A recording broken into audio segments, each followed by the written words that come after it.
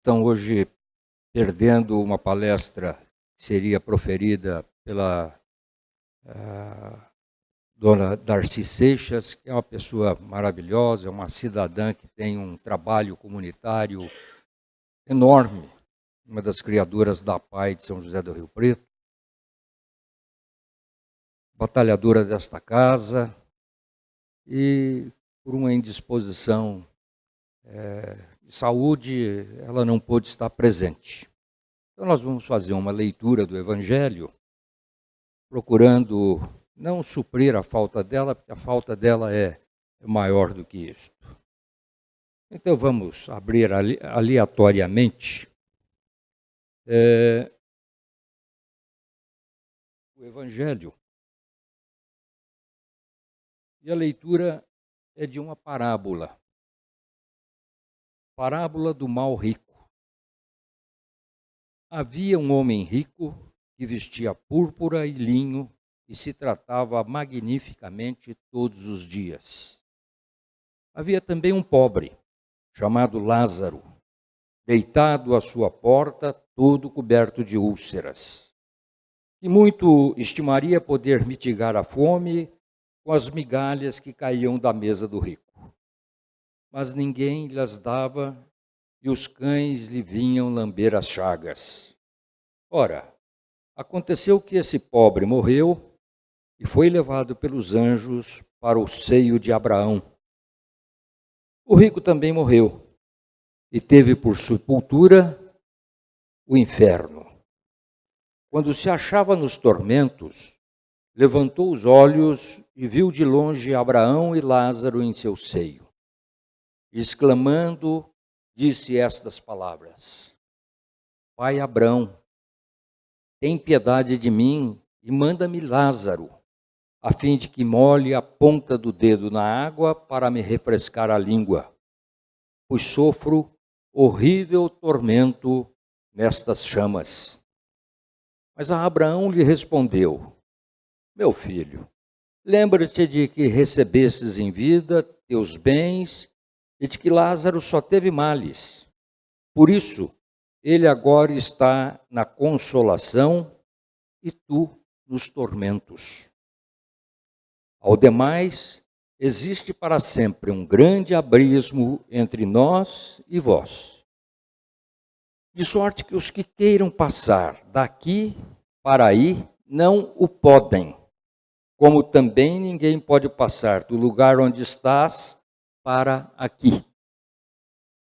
Disse o rico: Eu então te suplico, pai Abraão, que o mandes à casa de meu pai, onde tenho 5 irmãos, a dar-lhes testemunho dessas coisas, a fim de que não venham também eles para este lugar de tormento. Abraão lhe retrucou: Eles têm Moisés e os profetas, que os escutem. Não, meu pai Abraão, disse o rico, se algum dos mortos for ter com eles, farão penitência. Respondeu-lhe Abraão: Se eles não ouvem a Moisés nem aos profetas, também não acreditarão, ainda mesmo que algum dos mortos ressuscite. Lucas, capítulo 16, versículos de 19 a 31. Bom, Jesus procurava sempre dar os seus ensinamentos através das parábolas, das histórias comparativas, onde usava muitas alegorias para poder fazer aquele pessoal, aquele tempo, compreender-lhe as mensagens. A mensagem, na verdade, não está culpabilizando e responsabilizando aqueles que têm riquezas, mas está nos esclarecendo sobre o uso dessas riquezas. Porque este mal rico da parábola tinha condições de contribuir por aqueles que sofriam à sua porta. E, egoisticamente, sempre se manteve alheio a estas questões. Então, não é proibido, não é pecado algum que as pessoas enriqueçam honestamente. Tudo lhe será lícito, desde que exista a licitude da forma mais clara possível. Se a pessoa é trabalhadora, inventiva, motivadora, acumula suas riquezas, mas também não tem egoísmo dentro de si, está cumprindo com a lei. Às vezes eu ouço pessoas falando de grandes capitais, se esquecendo que muitos desses capitalistas empregam milhares de pessoas. Então, não é o mal em ter. O mal está em não saber como usar de forma racional e de forma a contribuir com o outro. Porque a ética de Jesus é muito clara. Amarás a teu próximo como a ti mesmo. E o que acontecia com este rico era uma forma de desamor. Uma outra questão colocada é a do céu e a do inferno. Os bons vão para o céu, para o paraíso, e os maus vão para o inferno. Como se o céu é algo lá em cima e o inferno algo aqui embaixo. Essas questões de relatividade já foram resolvidas pela física. Não existe em cima ou embaixo. E outra questão é que céu e inferno é uma questão da alma. Não existe geograficamente um lugar do céu e do inferno. Nós nos colocamos diante da nossa consciência. Quando retornamos à pátria espiritual, nós nos defrontamos com o quadro do que fizemos aqui. Não existe um Deus punidor. Aqui Abraão vem com a figura da punição. Mas Abraão representa a nossa consciência. Nós é que estaremos sendo sufocados pelas nossas ações. Ninguém nos tira o que fizemos de bom ou de mal. A doutrina vem nos esclarecendo que nós somos sempre herdeiros de nós mesmos. Nós herdamos tudo aquilo que plantamos. A ética do cristianismo é sempre essa de procurar ver o próximo pelos olhos do próximo. Sentir a dor do próximo. Na medida que conseguirmos fazer esta conquista, nós podemos nos sentir mais aliviados e certamente mais humanizados. Porém, estamos ainda num mundo de dificuldades, de provas, de grandes dificuldades. A humanidade hoje não é diferente da humanidade de 1000 anos atrás, 2000 anos atrás. Nós tivemos uma enorme evolução da tecnologia, mas a evolução da moral é algo que permeia com muita dificuldade. Essa dificuldade, quando tentamos temporalizar, colocar o tempo, nós só temos a medida de tempo quando vivemos aqui. Então, o nosso tempo, julgamos muito pequeno ou muito longo, de acordo com o que nós estamos sentindo e vendo. Estamos aqui, costumeiramente a gente ouve dizer assim, estamos aqui de passagem. De passagem, mas vamos voltar para o lugar da partida. Né? Nós estamos num ping-pong de espiritualidade e materialidade. É esta a melhor forma, e esta é a melhor forma de justiça divina, que é a reencarnação. Somente através da reencarnação é que nós podemos compreender a humanidade, compreender o nosso próximo e, acima de tudo, compreender a nós mesmos. É sempre aquela pergunta: por que eu sofro? Deus me abandonou? Não. Deus não abandona ninguém. Deus nos criou e nos deu livre arbítrio para agir da forma com que quisermos. E aí vem a lei de causa e efeito. Quer dizer, todo efeito impresso na nossa reencarnação atual tem respostas lá atrás. E às vezes nós nos julgamos bem porque tivemos oportunidades, tivemos família que cuidaram bem da gente, tivemos as oportunidades de estudar, temos um bom trabalho, constituímos família. Mas isto não é um entendimento que possa ser feito de forma absoluta. Provavelmente, possivelmente, existam situações em que a espiritualidade está nos dando uma chance. Eu deveria haver um sofrimento maior pelo que fiz no decorrer das minhas existências, mas venho recrudescendo no erro. É feita uma pausa, me dando uma oportunidade para experimentar a compreensão dos ensinamentos filosóficos de Jesus e colocá-los em prática, a fim de que isso possa se imprimir no meu espírito e eu repensar sobre as minhas ações.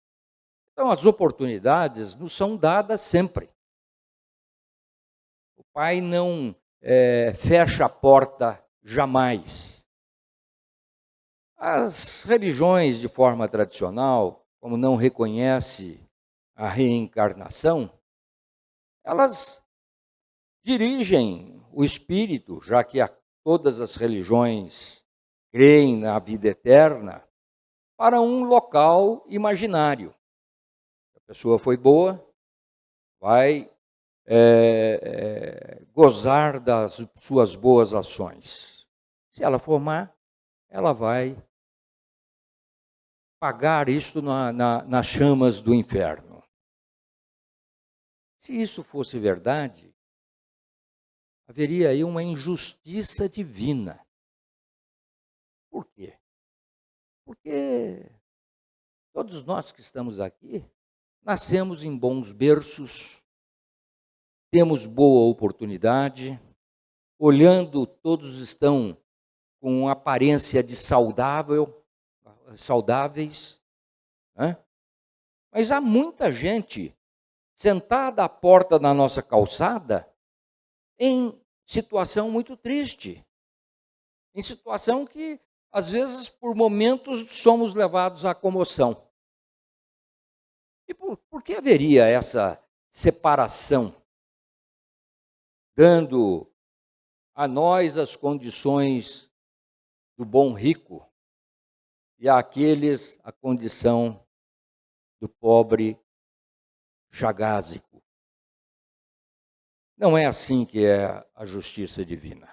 A justiça divina é de oportunidade sempre. A lição mostra que o rico teve o seu lado de arrependimento. Primeiro humilhou-se, e a humildade é um fator preponderante para o arrependimento. Pediu, então, que Abraão permitisse que Lázaro viesse lhe descedentar. E da forma mais ínfima possível, molhando apenas os dedos na água para lhe aplacar um pouco a sede que as chamas do inferno lhe provocavam. Isto é, que a sua consciência despertava pelo que havia feito. Mas mostra o arrependimento quando pede a Abraão que mande alguém à sua casa, porque ele tem irmãos que estão indo neste caminho. E Abraão lhe responde que eles devem seguir a Moisés. Nós reconhecemos como espíritas que temos sempre um espírito, aqui chamamos de anjo guardião. Está sempre conosco. O livro dos Espíritos, não me lembro bem a questão, quando fala de justiça divina, nos traz esse esclarecimento de que temos sempre um anjo guardião.